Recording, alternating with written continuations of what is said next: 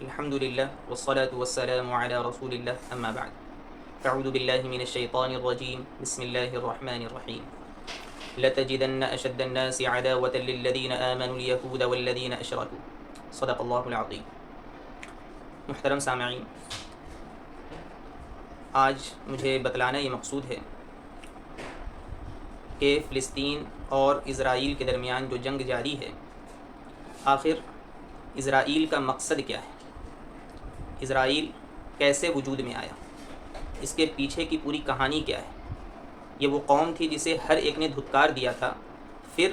یہ فلسطین کے اندر آباد کیسے ہوئی، اسی چیز کو مجھے بتلانا مقصود ہے. اس کو سمجھنے کے لیے آپ کو دو ڈاکٹروں کی کہانی سمجھنا ضروری ہے. ایک ڈاکٹر ہیڈزل جو مشرقی یورپ کا رہنے والا تھا اور پیشے سے ایک اخبار لکھنے والا پترکار تھا. دوسرا ڈاکٹر ویزمین، یہ بھی یورپ کا ہی رہنے والا تھا اور انگلینڈ یونیورسٹی کے اندر کیمسٹری کا ٹیچر تھا. ڈاکٹر ہیڈزل نے ایک کتاب لکھی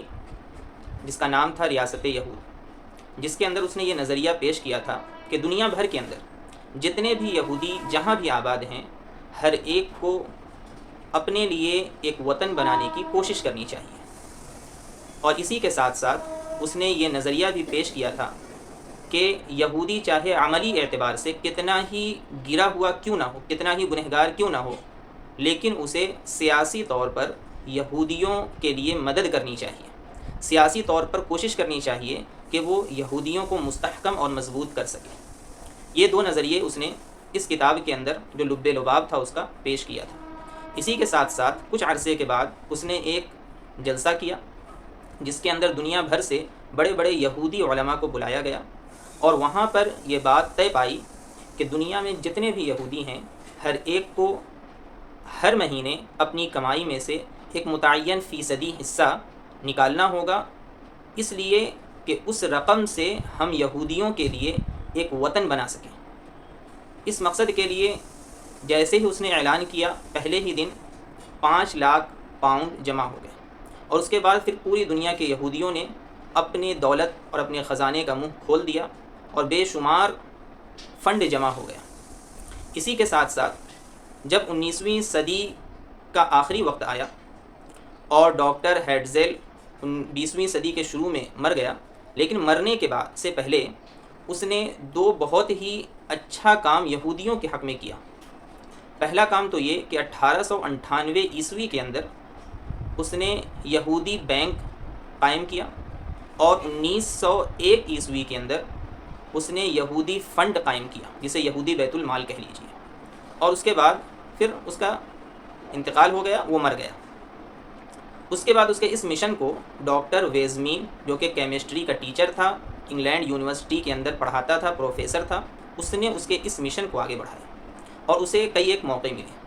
چونکہ 20ویں صدی شروع ہو چکی تھی اور برطانیہ پوری دنیا کے اندر جنگی محاذ پر کھڑا تھا، جس کی وجہ سے اسے بہت سارے مسائل درپیش تھے. ان میں سے ایک سرمایے اور پیسے کی کمی تھی. دوسرے یہ کہ ایکٹن نامی جو کیمیکل ہوتا ہے جس سے دھماکہ کیا جاتا ہے، اس کی بھی اس کے پاس بہت کمی تھی، اور اس کا مقابلہ جرمنی کے ساتھ تھا جس کے پاس یہ دھماکہ کرنے والا کیمیکل بہت ہی زیادہ ماترے میں تھا. جب ڈاکٹر ویزمین کو پتہ چلا تو چونکہ یہ کیمسٹری کا ٹیچر تھا، اپنے شاگردوں کے ساتھ، اپنے اسٹوڈنٹس کے ساتھ مل کر کے پوری محنت کے ساتھ دن رات ایک کر کے اس نے یہ کیمیکل بنایا اور پھر برطانوی حکومت کے سامنے پیش کیا.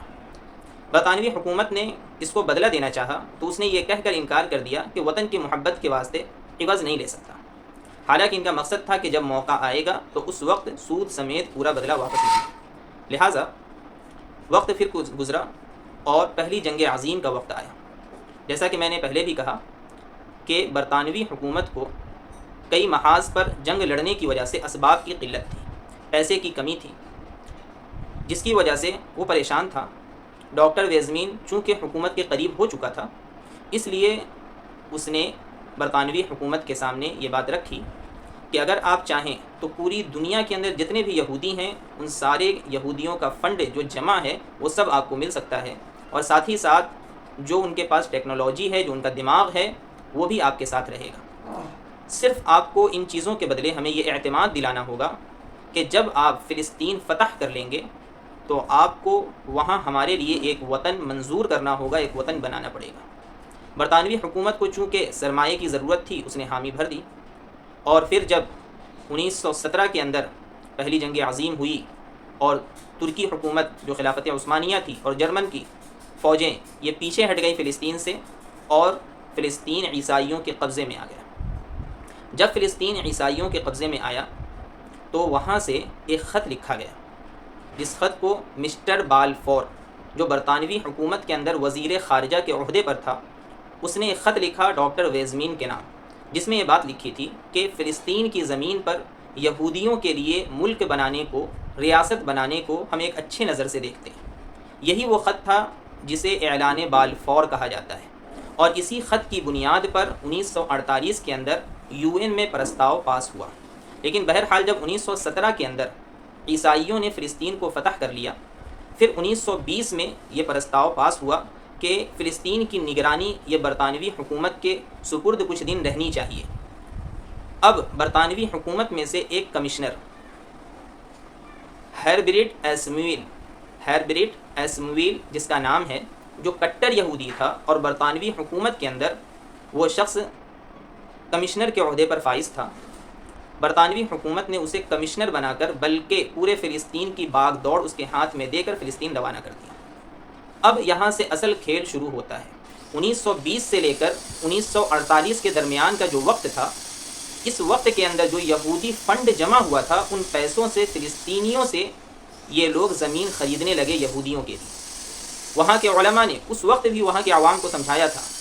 کہ اپنی زمینیں نہ بیچو، لیکن پیسوں کی لالچ میں آ کر کے وہاں کے عوام نے زمین بیچنا شروع کر دیا۔ بہرحال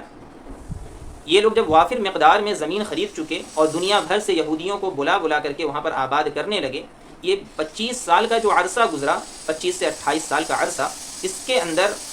ان لوگوں نے وہاں پر ایک بڑی جماعت اور ایک بڑی تعداد میں یہودیوں کو ہر جگہ پر آباد کر دیا۔ اور پھر اس کے بعد یہ آواز اٹھنے لگی چونکہ یہاں پر یہودی بڑی تعداد میں آباد ہیں، تو ان کے لیے ایک الگ وطن بنانا چاہیے، اور ان کے لیے الگ وطن چونکہ برطانوی حکومت پہلے ہی تسلیم کر چکی تھی، اعلان بالفور جو مسٹر بالفور نے خط لکھا تھا، اسی کی بنیاد پر 1948 میں UN میں پرستاؤ پاس ہوا کہ 52% حصہ یہودیوں کو دیا جائے، 46% حصہ فلسطینیوں کو دیا جائے، اور اس میں سے بھی جو بیت المقدس کا پورا احاطہ ہے، جس میں مسجد اقصیٰ بھی ہے، گنبد صخرہ بھی ہے، جس میں مسجد براق بھی تھی جسے اسرائیلیوں نے شہید کر دیا، اور بھی پورا جو کمپاؤنڈ ہے وہ سارا کا سارا نیوٹرل رہے گا، وہ نہ اسرائیلیوں کے قبضے میں رہے گا نہ فلسطینیوں کے قبضے میں رہے گا۔ اس طرح سے UN میں پرستاؤ پاس ہوا۔ عرب نے اس کی مخالفت بھی کی، مسلم ممالک نے بھی اس کی مخالفت کی، لیکن پھر بھی یہ پرستاؤ پاس ہو گیا۔ اب ہوا یہ کہ 1948 کے اندر جیسے ہی یہودیوں کی ریاست کا اعلان کیا گیا، امریکہ نے سب سے پہلے اس کو تسلیم کیا، کیونکہ امریکہ کے اندر اسرائیل کے آباد ہونے سے پہلے سب سے زیادہ یہودی امریکہ میں ہی رہتے تھے، اور آج بھی نیو یارک کے اندر سب سے زیادہ تعداد میں یہودی وہاں رہتے ہیں، بلکہ وہاں کی حکومت ہی ان کے قبضے میں ہے۔ اور حقیقت یہ ہے کہ پوری دنیا، ہر ملک کے لوگ اس بات کو تسلیم کرتے ہیں کہ امریکہ کے اندر جتنے بھی ارب پتی ہیں ان میں سے تقریباً 25% ارب پتی یہودی لوگ ہیں۔ ظاہر سی بات ہے، حکومتیں یہ صرف حکومت کرنے کے لیے نام کے طور پر آتی ہیں، ان کو جب بھی سرمایے کی ضرورت پڑتی ہے تو بزنس مین لوگ ہی دیا کرتے ہیں۔ ظاہر سی بات ہے، یہ 25% ارب پتی جو اپنا سرمایہ امریکہ کے اندر لگاتے ہیں تو امریکہ کو ان کی بات ماننی پڑتی ہے۔ یہی وجہ ہے کہ جب بھی یہودی پر، اسرائیل پر کوئی مصیبت آتی ہے، جب بھی ان پر کوئی حملہ کیا جاتا ہے تو فوراً سب سے پہلا ریئیکشن جو آتا ہے وہ امریکہ کی طرف سے کہ ہم اسرائیل کے ساتھ کھڑے ہیں، اس کی وجہ یہی ہوتی ہے۔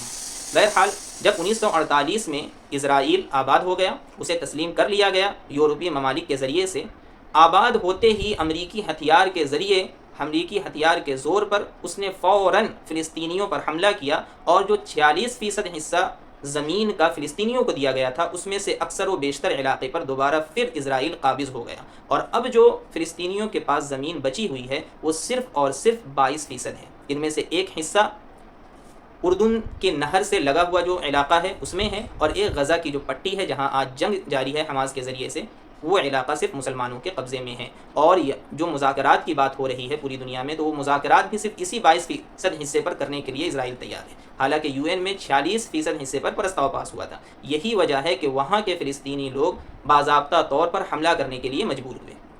ایک عرب فلسطینی جو فلسطین میں رہنے والا عربی النسل ہے وہ کہتا ہے کہ جب ہم نے دیکھا کہ ہم پر زمین تنگ کر دی گئی، نہ ہم پر باہر سے کوئی چیز آ پاتی ہے ہمارے پاس، نہ ہم باہر سے کوئی مدد حاصل کر سکتے ہیں، ہمارے ہر گلی ہر چوراہوں کے اندر انہوں نے قبضہ کیا ہوا ہے۔ اصل بات یہ ہے کہ بہت سارے لوگ فلسطین کے حالات کو جانتے نہیں ہیں۔ فلسطین کی حالت ایسی نازک ہے کہ ایک گلی محلے سے دوسرے گلی محلے میں جانے کے لیے بھی اسرائیلیوں سے پہلے اجازت لینی پڑتی ہے، کارڈ دکھانا پڑتا ہے، تب جا کر کے آپ جا سکتے ہیں۔ ایسی پابندیوں کے اندر فلسطینی حضرات زندگی گزار رہے ہیں۔ جب انہوں نے دیکھا کہ ویسے بھی وقتاً فوقتاً ہم پر حملے ہوتے رہتے ہیں، ہمیں ستایا جاتا رہتا ہے، ہم کیا کریں، تو انہوں نے بیٹھ کر مشورہ کیا اور دو چیزوں پر ان کی سہمتی بنی۔ وہ یہ کہ سب سے پہلے اپنے نوجوانوں کے اندر اصلاح احوال کیا جائے،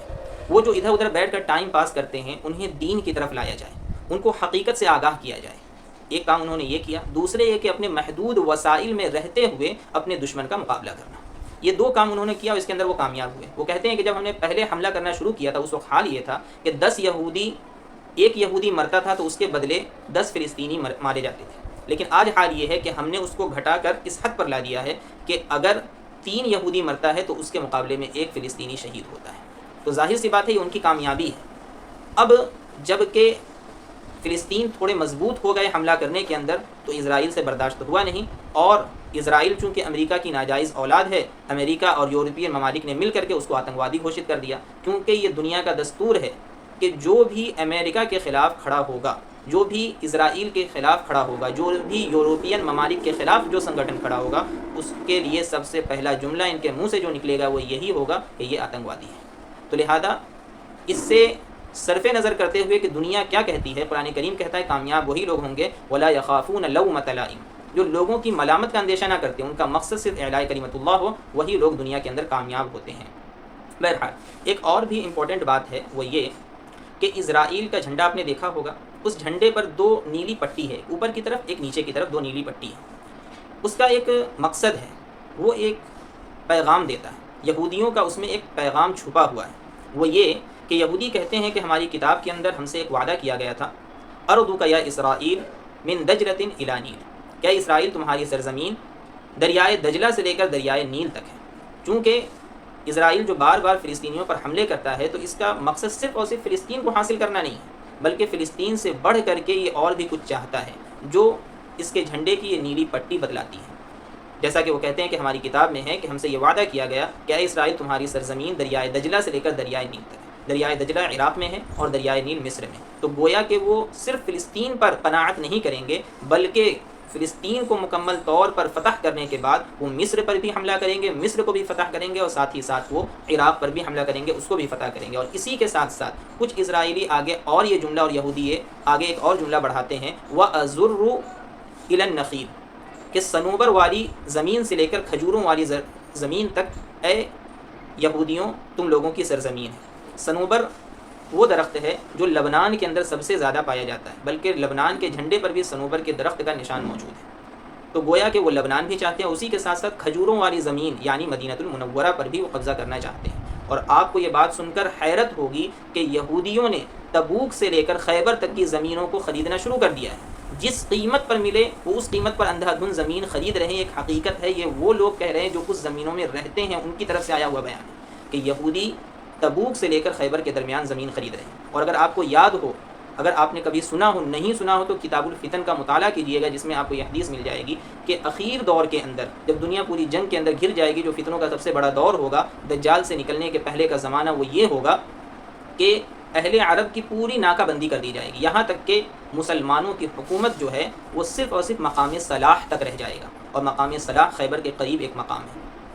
تو ان تمام چیزوں سے اس بات کی طرف اشارہ ہوتا ہے کہ یقیناً یہودی ان سب چیزوں کے اندر کامیاب ہوں گے، لیکن مسلمانوں کو ابھی بھی خواب غفلت سے بیدار ہونا چاہیے، اور اپنے مسلم قوم کی طرف سے دفاع کے لیے جو کچھ وہ کر سکتے ہیں ان کو اس کے لیے کام